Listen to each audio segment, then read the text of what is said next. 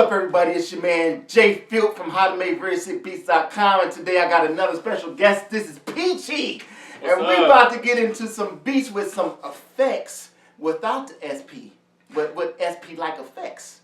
Y'all ready? So let's get into it. Let's get into it. Yeah.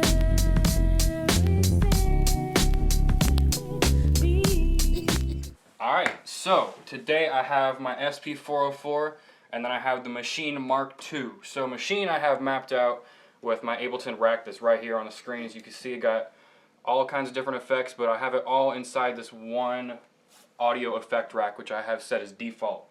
So when you want to do that, what we're going to be doing is we're going to be taking effects off of the SP and we're going to be recreating them in the audio effect rack. So just for an example, I pulled up one of my new remixes that I'm doing. One of my favorite tracks by my homie Spellworks. It's called Metatron's Cube. So I'm going to play a short little track off the SP. So some of the most popular effects with the SP is going to be the filter, the isolator, and the DJ effects looper. So filter, as you know, if you're in the big game in the production world, you probably know that all the filter is just one band that goes down as you turn it, and it cuts out all those frequencies. And you can do that in any direction for the one band. But right here, we just have the low pass. You can cut those out. Isolator is just 3 bands, so you can cut out the lows, the highs, and the mids. But I normally just use the mids. Isolate that. And then since I have the OG 404, the DJ effects looper is actually on the last of the multi-effects. So you can't get it manually. But the DJ effects looper actually lets you loop certain parts of the song and keep the tempo going.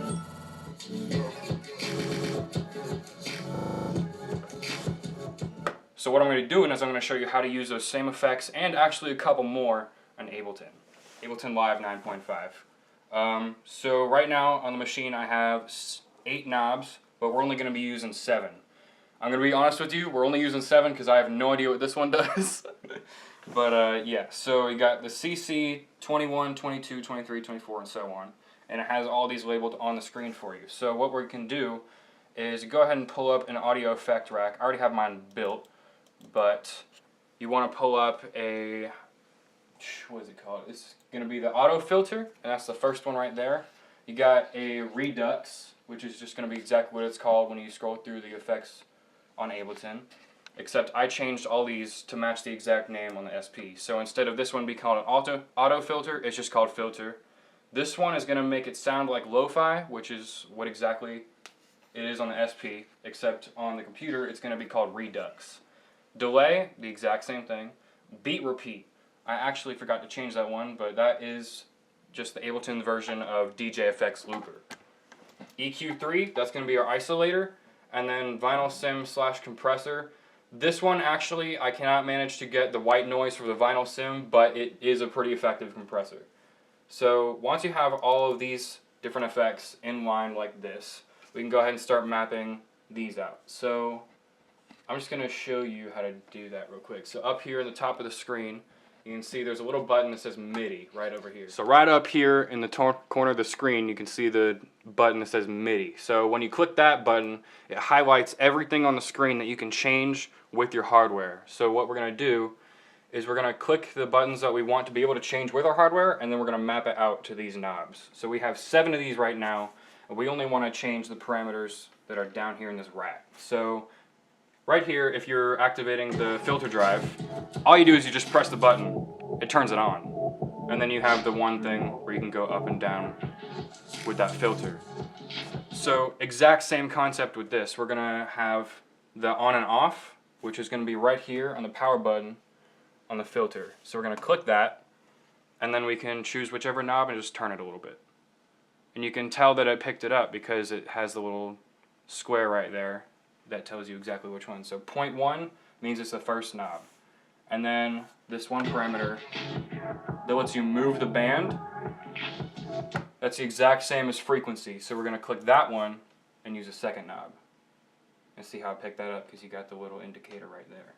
So now, when we're playing our track in Ableton, let me just go ahead and hit play at a random part. like that. You turn this, and it turns on your filter. And then you have the frequency, and you can go down and right back up. Now, one thing is that you actually want to have your resolution at about between 25 and 30%, because if you do it a little lower than that, it's not really going to sound as prominent in your production, and that's what you want to have, is you want to have it sound really neat and out there. So, right here, you get that little bump that goes just up before it drops. But since we have that, we're not going to be automating the resolution. So we're only using these two knobs for the filter. So I'm going to go ahead and turn that off again. For the next one, you go back to the MIDI up in the corner, and then you can go ahead and click on the power button for Lofi, which, as I mentioned before, is just redux when you're looking through the effects on Ableton. You click the power button, and then you just turn a knob. It's got the little square indicator right there. You can go ahead and turn off MIDI. So now when I turn this knob, it turns on the Lofi. So basically what Redux is, it's just a bit reduction, bit distortion, that's the word I'm looking for. So you just turn it on and it actually does a little bit crushing right there. And I normally don't do hard downsampling because I feel like that's too intense. There's only like so many levels of the bit crushing that you can do. So I go from hard to soft, you just click the hard. And then I go to around 4.62 is where I have it right now. So if I play a part of this, it sounds really bit crushed, but not so much that it destroys the melodies. You can turn it right back off. So now we have the filter, and then we have the Lofi. Alright, next we have the delay and the beat repeat. So for delay, all you're really going to do is you're just going to do the power button. So for that we're going to use CC24, this knob right here. And for delay, I normally don't like to have it super strong, so I set the feedback for 54, but the dry wet, if you don't know, dry wet is just how much of that effect is being applied. I have that at about 30, so that way it's not too loud. So if I were to apply the delay, you can kind of hear it, but not really so much that it destroys your song. You know, you can keep playing with it. Yeah, there you go. So now you get the filter, the Lofi delay. We're going to get the beat repeat in there, go back to the MIDI button. We're going to go ahead and map the power button for the beat repeat. So this knob is just going to be turning that on and off. And then we're actually going to go to grid right here. And we're going to put that on one of our other knobs. So now we can automate if the beat repeat is on, and we can also automate how long that loop is going to be. So like I said, on the SP404, it's the same thing. So this one, LEN for length, that's the one that's going to be the exact same as grid, because it determines how long your loop is going to be. And then this is just the off-on.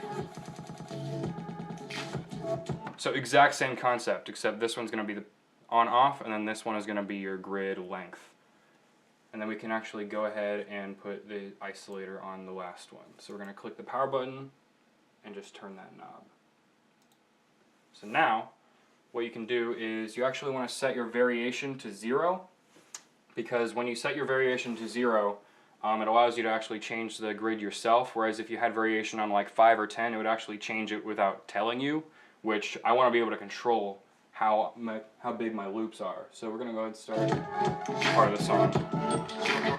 So I like the 1/24, and then we're going to go ahead and turn that on. But you can actually change how big it chops it up. So the bigger the fraction,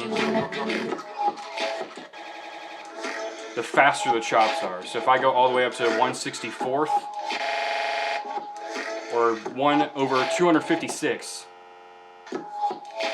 and then you go back to smaller. It really lets you choose how big that length of the loop is. And then you can go back to EQ3, which is the only other thing we have. So the gain low, you want to turn that all the way off, and then they have the gain high all the way off, but I have the gain mid all the way up. And then you want to change your frequency high to about 2.81, that way it doesn't sound strictly mid, so it still sounds, you know, it doesn't sound too intense. You just want to have it so it's more of a relaxed sound. So we're gonna go ahead and skip to this part. You just turn that on. And what I mean by intense is that if I change the frequency highs right down here, it actually points it more towards the gain lows. But if I go up here,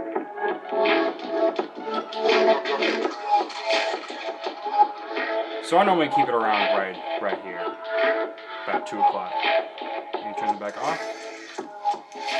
So now I can do the exact same thing on the SP as I can do on the machine. So I'm gonna launch that clip right there. So I got the DJ effects looper. You can change the length. Get the isolator with the 3-band, where we turn the lows and the highs all the way off, and the mids all the way up. You get that effect, and then you also have the filter, which is this one.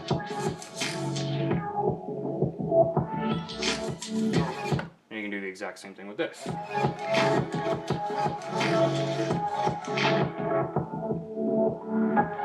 can see the parameters moving as I turn the knob, so that way you know it's working. Turn that off. You use the Lofi. Use the beat repeat, you turn that on. And the isolator. And that is how you use an SP404 without using an SP404. Actually, you don't need the machine, you just need anything that has these knobs. So if you look over here, I have the Novation Launch Key 49. It also has 8 knobs, but it's not as expensive as the machine. So I got this for about 170 bucks, whereas the machine, those go for like 600. So if you are on a budget, just get anything that has 8 knobs. You can get any MIDI controller as cheap as 50 bucks with 8 knobs on it. Really, just anything will work. I'm just using the machine as an example because I think it looks pretty. There you go. We're good. So if you like this video, please hit the thumbs up button. More videos to come. If you have any questions, holla at your man. I will leave his links down below this video. Matter of fact, shout out all your socials. Where can we find you? Yeah. So you can find me on Instagram at Peachy Beats. You can also find me on Spotify, Peachy with an exclamation point. You can find that on Twitter, Instagram, Facebook, really anywhere where you can find people or music. I am probably there. So just Peachy with an exclamation point. There you go. That's right. We'll see y'all in the next one. Peace and positive energy.